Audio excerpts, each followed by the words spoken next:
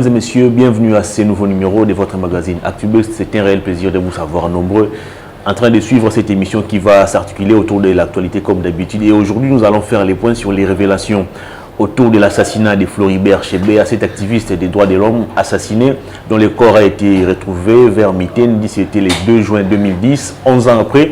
Des révélations sur sa mort ne font que sortir. On va tenter de décortiquer cette question. On va aussi aborder la question de la remise et reprise entre Alexis Tambwe Mwamba et les bureaux d'âge, avec tout ce qu'il y a comme fait des détournements mis à sa charge. On va tenter de décortiquer cette question. On va aussi faire les points sur la présidence de Félix Tshisekedi à la tête de l'Union africaine. Que doit-on attendre du mandat de Félix Tshisekedi à la tête de cette organisation? On va chuter avec Ramazani Shadari, secrétaire permanent du PPRD, qui a saccagé la maison qu'il occupait d'ailleurs de manière illégale ici dans la commune de la Gombe. Et pour en parler, j'ai reçu sur ces plateaux Jean-Michel Kalonji, il est cadre de l'UDPS à qui je m'en vais dire bonjour et bienvenue. Bonjour, cher. Comment allez-vous? Je vais très bien, merci. Alors il faut rappeler que depuis un moment, toutes vos émissions, tous vos passages sur cette émission, ça fait vraiment grand bruit, ça fait vraiment beaucoup d'écho. Et les internautes sont vraiment fiers de vos analyses. Merci beaucoup. Très bien, alors on va parler directement de l'actualité. Parfois qu'on puisse commencer d'abord par Shadari. Comment quelqu'un qui occupait une maison de manière illégale, on lui demande de laisser la maison et les messieurs préfèrent saccager la maison. Une maison qui appartient à l'État, mais un particulier qui l'occupait illégalement l'a saccagé et là il est parti tranquillement. Est-ce que justice sera-t-elle rendue par rapport à ce qui a été commis par le secrétaire permanent du PPRD? Cher ami, avant toute chose, je voudrais vous dire que cela démontre encore une fois que l'homme politique congolais ne veut pas monter à la hauteur de ce qu'il est. Le secrétaire permanent du PPRD, Emmanuel Ramazani Shadari, est quand même candidat président. Donc, il aspirait à la gestion du pays. Comment pouvez-vous concevoir qu'après l'analyse du dossier, il a prétendu avoir eu cette maison par donation parce qu'il aurait effectué des travaux, des réflexions d'une valeur supérieure à l'immobilier en soi de cette maison. Aujourd'hui, qu'il lui ait demandé de libérer la maison, je pense que après avoir été ministre de l'Intérieur, après avoir occupé de grandes fonctions, et surtout qu'il aspire encore à de grandes fonctions, et qu'il dirige l'un des grands partis de ce pays, il devait faire montre de noblesse. Il doit d'ailleurs soutenir sa thèse, je crois, d'ici la fin de ces mois. Donc, monsieur ne pouvait pas saccager sa maison pour dire j'avais mis des carreaux, je les retire. J'avais mis des lampes, je retire. J'avais changé des portes, je retire. Tu saccages la maison, tu laisses. Non, mais la continuité de la gestion de l'État, la continuité, garder et protéger les biens de l'État doit être le motif de tout gestionnaire. C'est là nous éclaire et nous dit qu'on n'a pas d'homme d'État. Parce qu'un homme d'État doit savoir s'élever à la dimension de rang qu'il occupe. Et je n'ai pas vu cela en Emmanuel Shadari. Cela nous démontre qu'il est plus que temps de changer la classe politique congolaise. Est-ce qu'on doit considérer cette destruction méchante comme une frustration? Parce que Shadari a quand même investi beaucoup d'argent pour réfectionner cette maison qui, selon lui, avait été abandonnée. Donc il a ramassé une maison comme ça à Gombe. Je veux vous dire, à Gombe, c'est difficile de trouver un bien abandonné. De deux, juste en termes de superficie, aujourd'hui, vous pouvez discuter avec toutes les grandes agences immobilières sur l'avenue de l'Orangerie à Gombe. Tu ne trouveras pas un bien immobilier qui peut se discuter en deçà de 1 million de dollars. Alors, lui nous dit qu'il a effectué des travaux pour plus que la valeur immobilière du bien. Et justement, parce que la maison est abandonnée selon lui. Je ne sais pas s'il avait mis du marbre, des portes en or massif. Je ne sais pas ce qu'il avait fait comme travaux pour que ces travaux puissent dépasser le bien en soi. en valeur. Mais au-delà de ça, il a généré quand même beaucoup en étant aussi au pouvoir. Et je pense que juste par rapport aux aspirations politiques de l'homme, il devait faire montre d'élégance. Très bien. Alors on va évoluer cette fois-ci pour parler des révélations autour de l'assassinat de Floribert Chebeya. Cet activiste des droits de l'homme, il a été assassiné de manière vraiment brutale. Et là, il y a 2 policiers qui ont participé à ces crimes, qui ont cette fois-ci fait des révélations. Il y a un autre qui est, je crois, au Sénégal. Lui, il était commis à la surveillance vidéo. Lui aussi nous fait des révélations. Est-ce qu'aujourd'hui, on peut exhumer les procès Chebeya et établir les responsabilités de chacun? Aujourd'hui que vous parlez de l'état des droits. Je pense que à tout moment, quand le procureur reçoit des éléments à charge ou à décharge, ou des faits nouvelles par rapport à un procès, il a le droit et l'obligation de réouvrir le dossier. Vous comprenez? Donc, du moment où ces éléments sont étayés, peuvent être véridiques, ces éléments amènent des nouvelles éclairages dans ce dossier. Nous pouvons nous dire que le procureur de la République peut se saisir du dossier et réouvrir le dossier. Il est de droit pour la famille Chebeya de connaître la vérité. Et c'est une façon de permettre à la famille de faire son deuil. Parce que jusqu'aujourd'hui, il y a des enfants qui sont devenus orphelins. Il y a une femme qui est devenue veuve. Ces personnes n'ont pas choisi cette vie, n'ont pas accepté de perdre un être cher, qui est le papa, qui est l'époux. Et pour cette famille, nous leur devons la justice.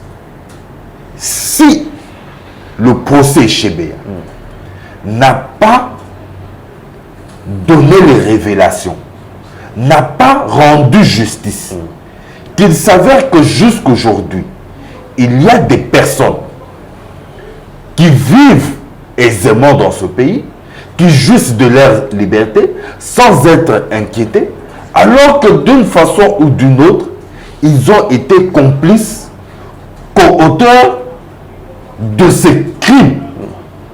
Mais mes chers amis, qu'est-ce que Chebeya a fait pour mériter ces châtiments? Mourir de la façon la plus ignoble qu'ils sont. Comme un animal.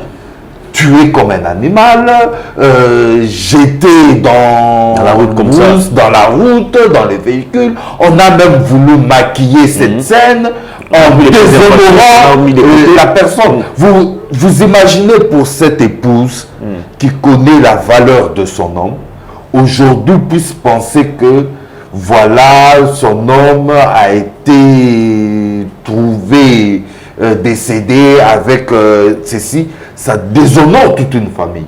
Donc, pour cette famille, ils ont besoin de connaître la vérité. Et je pense qu'aujourd'hui, au regard des nouvelles révélations, ils sont en droit et c'est une obligation pour le procureur de réouvrir le dossier. Chebeya, au moins, on a retrouvé son corps, mais son chauffeur, Paul Bazana, jusqu'à ce jour, son corps est porté disparu. Voilà encore un autre fait. Voilà pourquoi nous devons interroger ces personnes qui viennent avec ces révélations. Pour permettre à la famille du chauffeur d'enterrer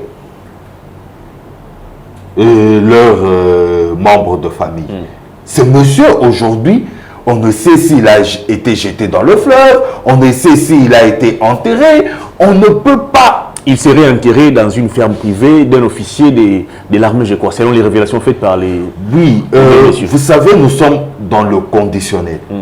Voilà pourquoi nous devons réouvrir les dossiers, faire des vraies enquêtes pour pouvoir éclairer la population, mais surtout faire la justice. Remettre cette famille dans leurs droits, de pouvoir faire le deuil, d'enterrer ce père, ce frère, dignement. Permettre à la famille Chebeya, qui sait que papa a été enterré ici, mais papa est décédé dans quelles circonstances? Chebeya est... Nous pouvons dire qu'il a été assassiné parce que il défendait les droits de l'homme. Le droit de l'homme, la population congolaise. La voix des sans-voix. Non, nous devons arrêter cela. Voilà pourquoi le président de la République, Félix-Antoine Tshisekedi, a dit « Je dois déboulonner le système ». Aujourd'hui, il y a plusieurs personnes, plusieurs citoyens congolais, qui sont en train de porter plainte contre l'ancien chef de l'ANER. Kalev Moutonde. Beaucoup de plaintes à sa charge. Vous vous imaginez, il y a des gens qui ont été incarcérés sans jamais voir le magistrat, passer des années à l'ANER, parce que tout simplement... Il y a des conditions inhumaines surtout. Ils ont échangé des messages dans un groupe WhatsApp, ils ont eu des échanges privés, on a enregistré leur téléphone, ils ont fait des déclarations, ils ont soutenu leur opinion, ils ont été traités comme des chiens dans ce pays. Cela doit s'arrêter. On ne peut plus perdre la vie parce que tout simplement, on soutient une thèse contraire à celle de pouvoir en place. On doit arrêter. Aujourd'hui, j'ai été estomaqué, j'ai été frustré, j'ai eu la chair de poule à voir en voyant des personnes qui chantent du PPRD, qui ont, pendant leur règne, pris d'assaut la cathédrale Notre-Dame. Aujourd'hui, je les vois aller dans cette même cathédrale pendant la messe en mémoire de notre frère assassiné pour la marche des catholiques. Ce n'est pas possible. Je me suis dit, est-ce que certains sont devenus fous, ils souffrent d'Alzheimer, qu'est-ce qui se passe? Alors aujourd'hui, on accuse le général John Numbi, qui était à l'époque patron de la police, on accuse l'ancien président Joseph Kabila d'être les responsables de l'assassinat de Floribert Chebeya. Est-ce qu'aujourd'hui, il est possible, avec la loi sur les anciens présidents de la République qui protège Joseph Kabila, de mettre la main sur lui? Vous savez, il y a les règles, il y a aussi les exceptions à certaines règles. Nous sommes dans le conditionnel. Très bien. On accuserait le général John Numbi. On attribuerait l'intelligence de cet assassinat à l'ancien président, au sénateur à vie. Je ne veux pas me lancer dans les spéculations. Voilà pourquoi je vous dis, nous devons d'abord, en premier, réouvrir le procès. Entendre tous les participants, tous les commanditaires de ce macabre assassinat. Quand les responsabilités seront faites, en ce moment-là, nous pouvons interroger la loi, interroger le procureur général de la République, qui peut nous dire, par rapport à la loi, peut-il ou pas attaquer le sénateur à vie? Quelle est la procédure? Mais avant d'y arriver, il faudrait d'abord qu'il y ait un procès équitable. Nous ne devons pas instrumentaliser le procès en fonction de nos familles politiques ou de nos convictions personnelles. Le sénateur Ravi, pour l'instant, il n'a pas été cité dans le procès. Il ne faudrait pas que nous restions sur les spéculations.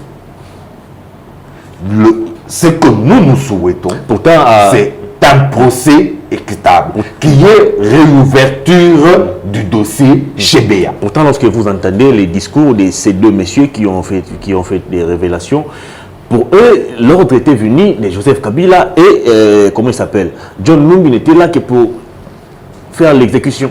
Vous savez, dans un régime, nous avons ce que nous appelons les fous du roi.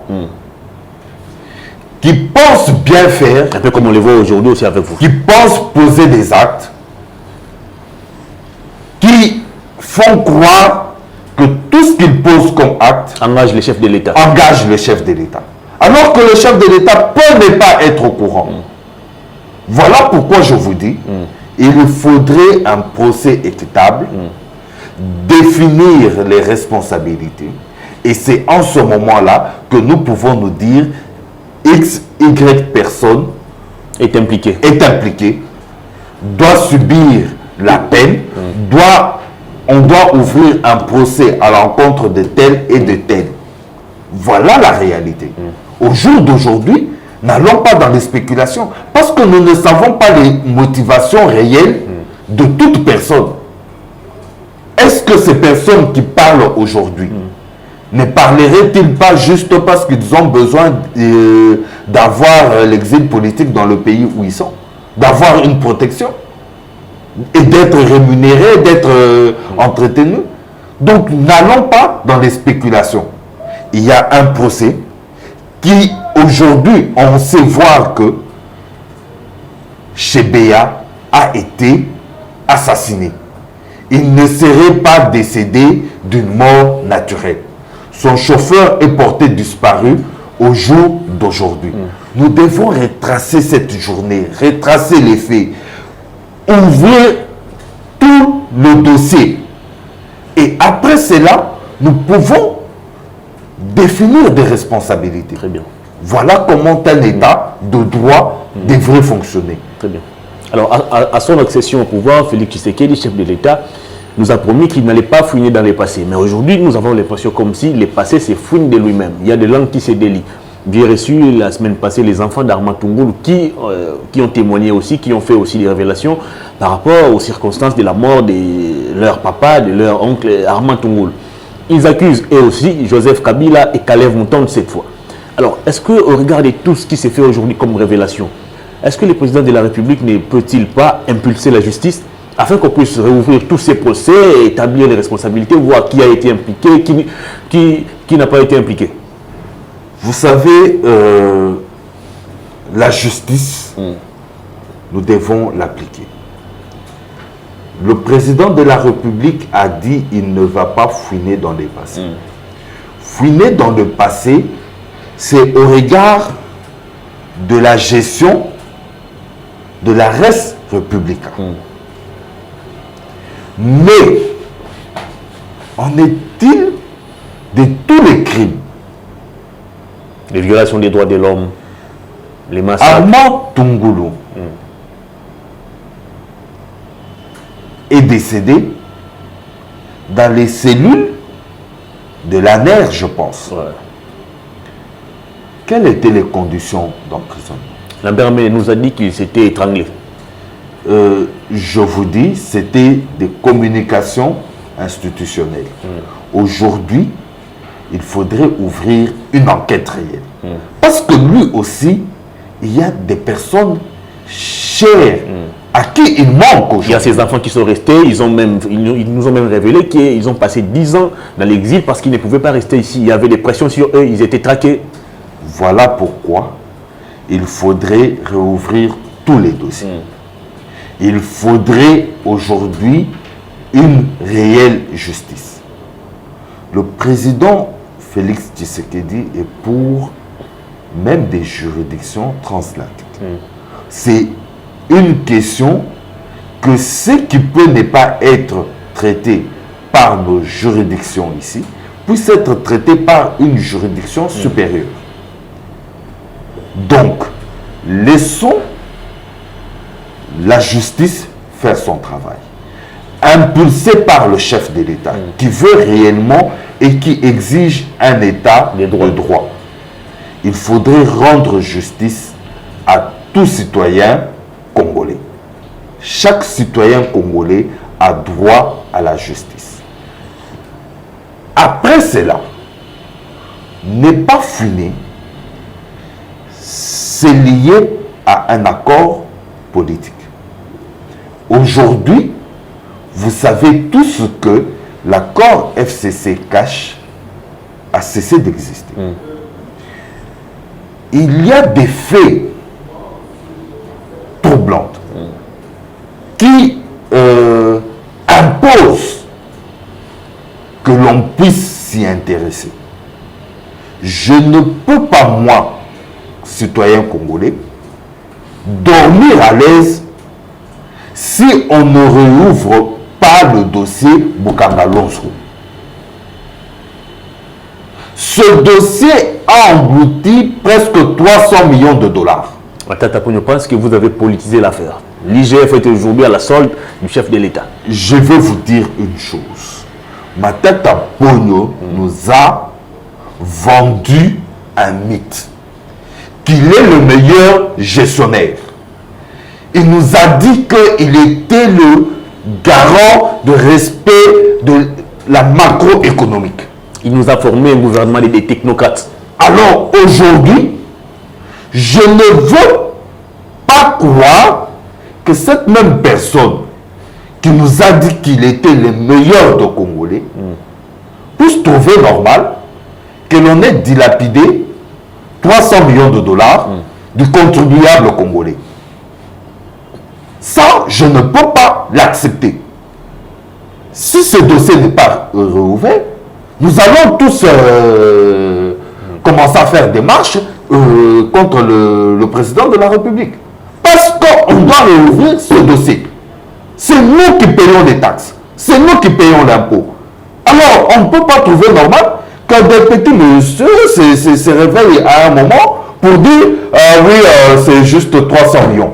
Mais nom de Dieu. Des gens qui peuvent devenir locataires aujourd'hui et ils se réveillent propriétaires de plusieurs maisons. Mais nous avons vu dans ce pays des gens prendre des photos avec 1 million de dollars.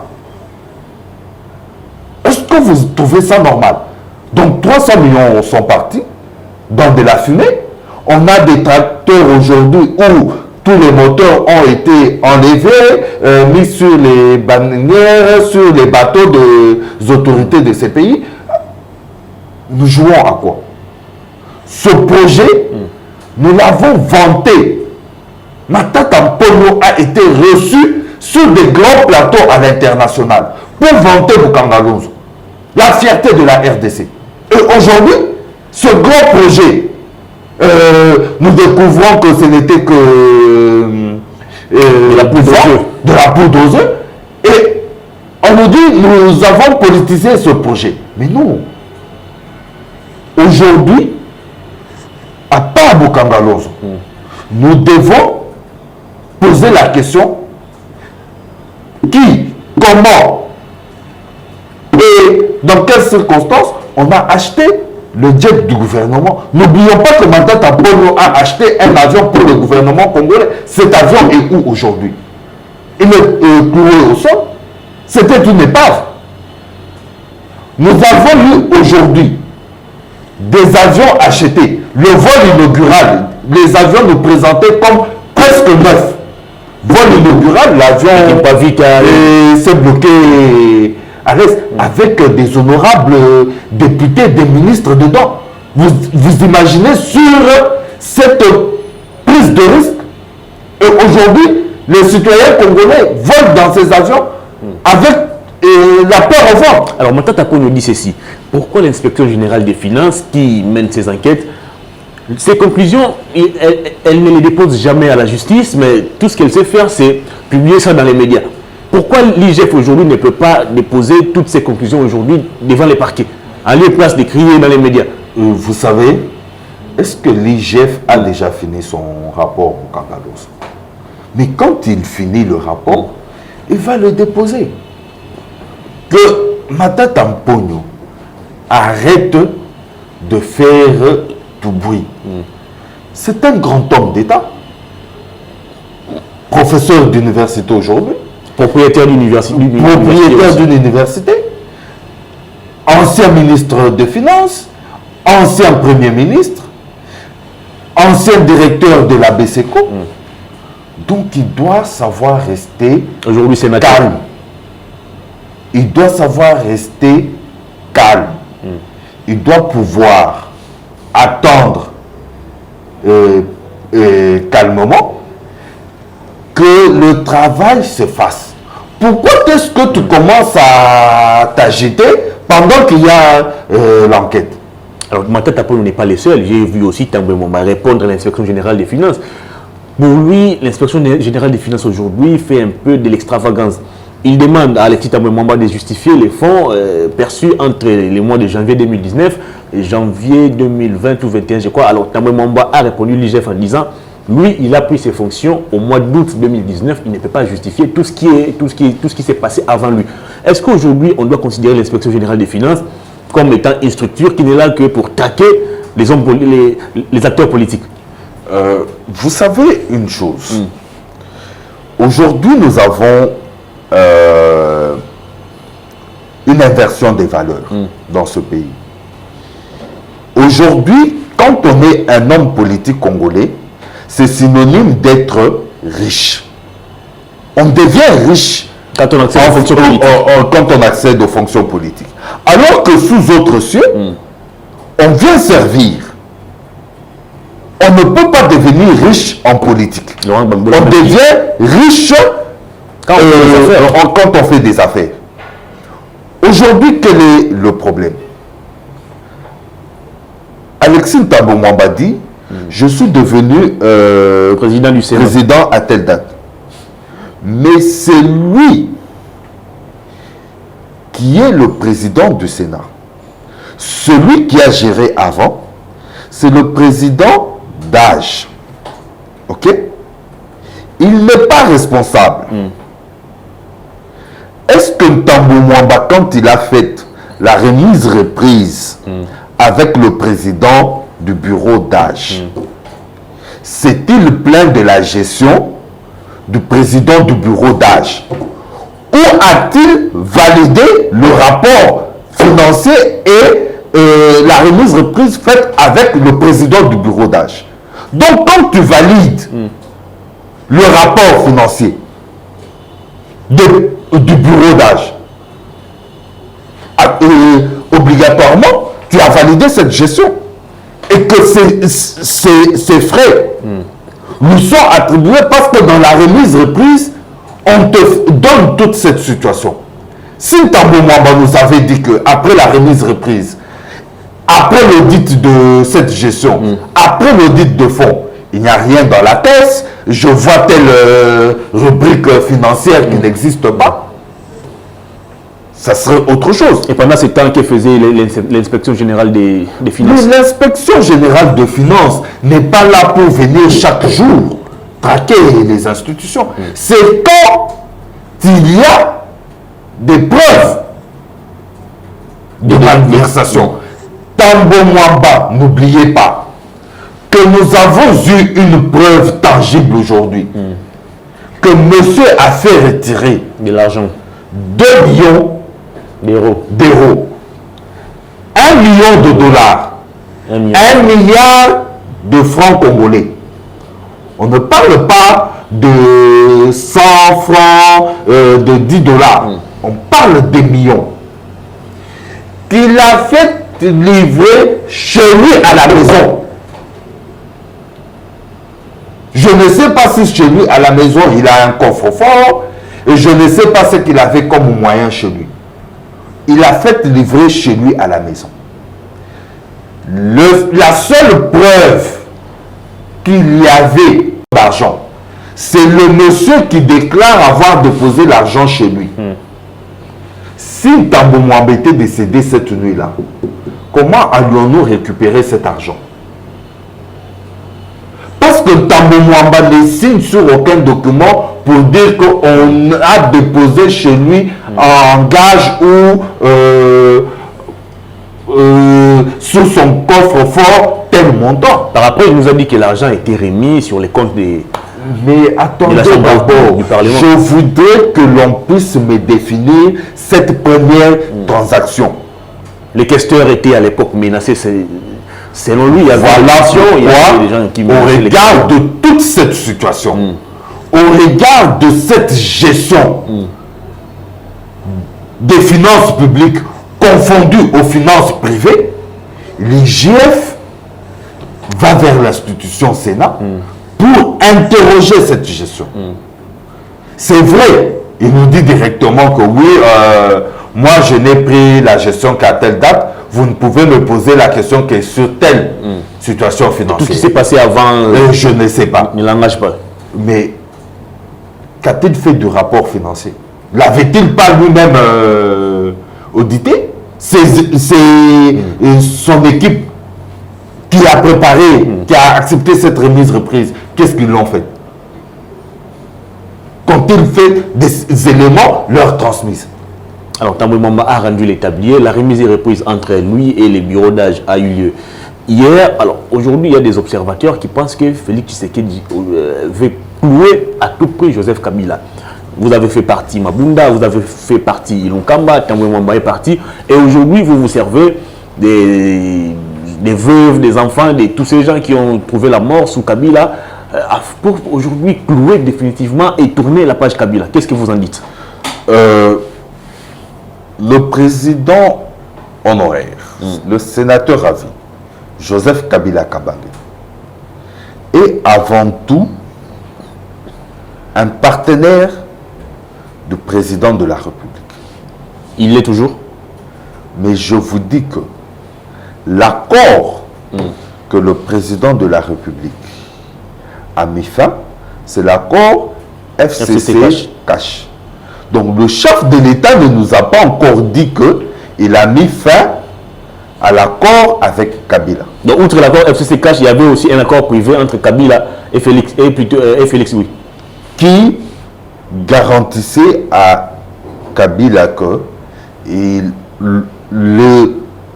la loi donnant des avantages en tant que sénateur à vie, en tant que président honoraire, sera d'application.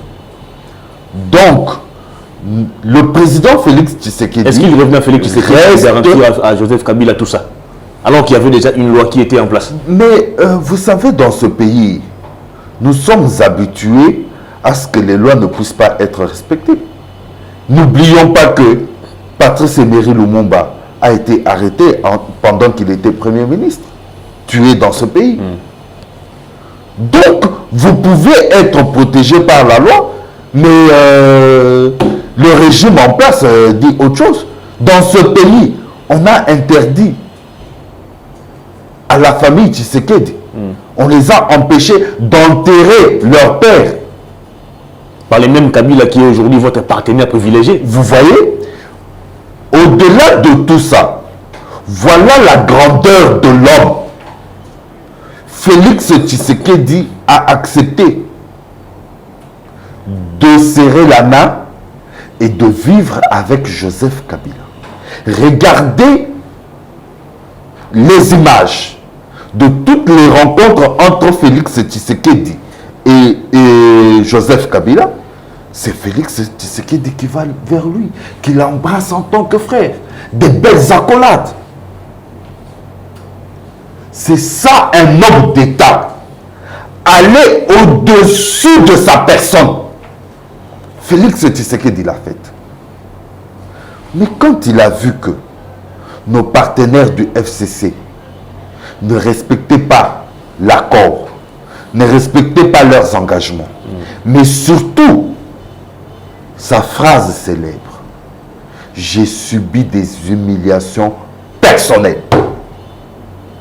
C'est à partir de cet instant que le président met fin à l'accord FCC Cash. Mais dire que nous avons fait tomber, ce n'est pas Félix Tshisekedi qui fait tomber Alexis Thabo-Mboma. Ce sont ses collègues sénateurs qui votent la motion de défiance contre lui. Ce n'est pas Félix Tshisekedi qui est venu, qui a signé une ordonnance, qui a mis Thabo-Mboma dedans. Ce sont ses collègues. De même que le bureau Mabunda, ce sont les députés qui ont retiré la confiance à Mabunda. Et par conséquence, il était de droit qu'après qu'il y ait une motion contre le gouvernement, que le Premier ministre dépose sa démission. Et cela va permettre au président Félix Tshisekedi de nommer un informateur, d'avoir un nouveau gouvernement et pouvoir mettre en place sa politique. Mais dire que le président passe tout son temps à réfléchir comment embrigader, comment faire du mal à l'ancien président, ça c'est faux et archi faux. Et ce n'est pas dans les germes de l'homme. Très bien, on va terminer l'émission avec la présidence de Félix Tshisekedi à la tête de l'Union africaine. Quels sont les défis à relever pour Félix Tshisekedi, sachant que déjà les pays africains ne contribuent même pas pour le fonctionnement de cette organisation. C'est l'Union européenne, je crois la Chine également, qui font vivre l'Union africaine. Au niveau interne, la RDC est aujourd'hui fragilisée avec des mouvements rebelles à répétition. Finalement, quels sont les défis pour Félix Tshisekedi dans sa présidence, dans cette organisation?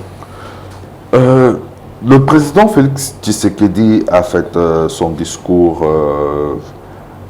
je pense, le samedi, 34e Assemblée générale de l'Union africaine. Il a essayé de brosser sa vision. Vous savez, l'Afrique, par moment, ça c'est mon point de vue personnel, pas celui du chef de l'État. Par moment, nous faisons du copier-coller.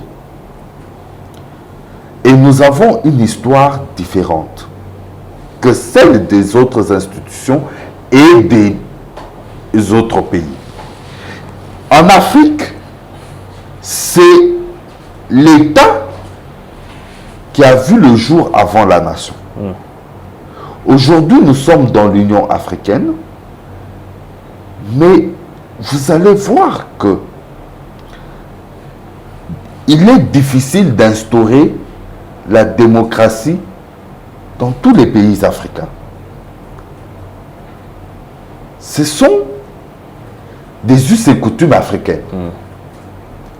Aujourd'hui, nous avons un président au Tchad qui a 30 ans, je pense. 30 ans au pouvoir. Au pouvoir. Au Cameroun, pratiquement 40 ans. Pratiquement de plus que ça. Nous Ici, avons en face le président Sassou qui est en train d'aller en campagne. Au Tchad, la campagne commence dans 2 mois. Au Rwanda, ici, Paul Kagame n'a même pas d'opposant. Vous comprenez que ce sont des faits réels. Et je pense que nous devons très vite redéfinir les priorités qui sont africaines. Accepter chaque pays avec sa philosophie de gestion. Mais moi, je pense que nous devons beaucoup plus penser sur d'abord l'instauration des états de droit réels en Afrique. Comment y parvenir? Le président n'a que 12 mois à la tête de l'Union africaine. Vous savez, il faudrait impulser une vision et un changement. Je vous dis aujourd'hui ce que le président Félix Tshisekedi vient de faire en RDC. Il y aura d'autres confrères, d'autres partenaires politiques à lui sur la scène internationale qui ne sont pas d'accord. Parce que dans leur pays, eux veulent instaurer la dictature, une présidence à vie. Donc ce sont des faits réels. Il faudrait maintenant, aujourd'hui, le président et son équipe je pense, piloté par le panel des experts, ils n'ont pas encore assez communiqué sur la présidence de Félix Tshisekedi, sur sa vision et comment cela sera mis en place. Je pense que pendant ce mois, toutes ces questions seront traitées. Et à partir de cet instant, nous aurons une vision claire de la mise en place et comment cela va se faire par le président Félix Tshisekedi. Aujourd'hui, moi je pense que nous devons bouger les lignes. Nous devons changer la façon de faire au Congo et en Afrique en général. Nous devons penser développement. Nous sommes liés à des situations africaines. Aujourd'hui, la question de l'eau doit être au centre de nos discussions. Nous avons à notre embouchure un débit très élevé de l'eau douce qui se jette dans l'océan. Mais aujourd'hui, le Nil est en train de sécher. Le Tchad a un problème. Le Soudan, qui est notre voisin. Et quand le Nil a des difficultés, c'est plusieurs autres pays. Nous devons régler cette question d'eau douce.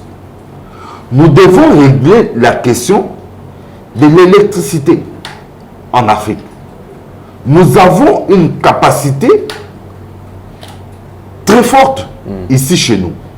Nous avons d'un côté le barrage Inga, et je pense que nous allons très vite aller sur Inga 3, sur ces grands projets d'Inga déterminés.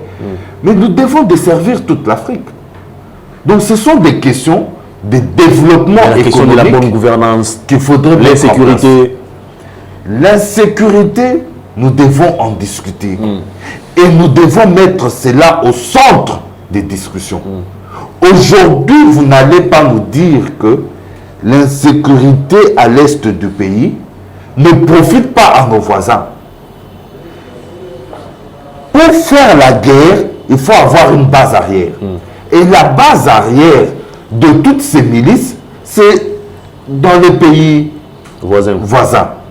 Pourquoi est-ce que cela doit continuer? Aujourd'hui, le Rwanda exporte plus le coton et l'or que nous, la RDC, alors qu'ils n'ont aucune mine. Nous devons régler ces questions. Mais cela de façon responsable. Très bien. Nous devons impulser une nouvelle gouvernance en Afrique. Sinon, nous allons toujours être des pays riches en potentiel, mais pauvres par notre PIB. Très bien, on va terminer l'émission avec cette toute dernière question. Aujourd'hui, les Africains d'une manière générale ont l'image de l'Union africaine comme organisation, comme quoi un syndicat de chefs d'État qui se protègent mutuellement. Des chefs d'État qui protègent les violations des droits de l'homme, les violations des constitutions des uns et des autres. Vous avez les Alpha Condé qui vient de briguer un troisième mandat, Alassane Ouattara, Paul Biya, bref, tous ces vieux présidents qui dirigent les pays africains depuis plusieurs années. Alors, est-ce que Félix Tshisekedi sera-t-il à mesure de changer cette image? Comme quoi l'Union africaine, c'est un syndicat des chefs d'État qui se protègent. Vous devez d'abord savoir que chaque pays a ses lois internes. Et il y a la grande structure, l'Union africaine. C'est pour cela que je vous ai dit qu'il y a des us et coutumes qu'il sera difficile de changer. On a vu Paul Kagame, président de l'Union africaine, demander à la RDC de surseoir les résultats de ces élections en attendant qu'une délégation de cette organisation puisse venir ici enquêter, voir un peu clair sur la situation. Oui. Alors, pourtant, c'était une question vraiment interne. C'était une question interne et ces inspecteurs ne sont pas arrivés. Paul Kagame lui-même ne peut pas nous justifier les meilleures élections chez lui ou la façon dont il se comporte vis-à-vis de ses opposants. Il n'existe même pas. Quand tu es opposant à Paul Kagame, tu dois être en dehors du pays. Et même si tu es au pays, tu es tout le temps arrêté. Donc, et même quand tu es dehors, il va toujours te traquer.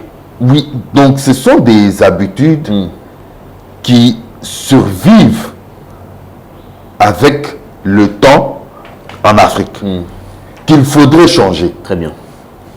Il faudrait changer cela. Il n'est pas aisé pour le chef de l'État de venir dans une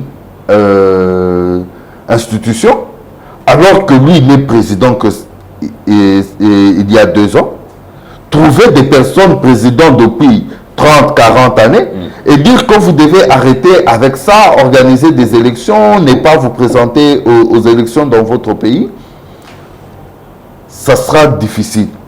Mais je pense que pour le développement... Il peut toujours oser. Il peut toujours oser. Mais pour le développement de l'Afrique, il faudrait que nous puissions pousser les limites. Parce que je ne suis pas d'avis qu'il puisse y avoir des hommes-providence. Je pense que la lutte qui a été la nôtre, de l'instauration de l'état des droits, mais surtout du pacte républicain, qui veut que le mandat, c'est 5 ans renouvelables une seule fois. Je pense que si nous arrivons à instaurer le pacte républicain à travers l'Afrique et que chaque président se sache redevable à la nation, que quand je suis élu, c'est pour un mandat renouvelable une fois et je pars. Quel que soit mon bilan positif ou pas, je dois partir. En ce moment-là, nous avons le devoir de redevabilité à la nation. Quand ce président voit ce qu'on tente de faire aujourd'hui à Joseph Kabila, pensez-vous qu'ils seront en mesure de lâcher facilement comme ça le pouvoir? Vous savez, quand on a bien géré, quand on a instauré la démocratie dans ce pays, on ne peut pas avoir la crainte de quitter le pouvoir. Au Nigeria, il y a plus de 3 présidents, anciens présidents en vie. En Zambie, il y en a aussi.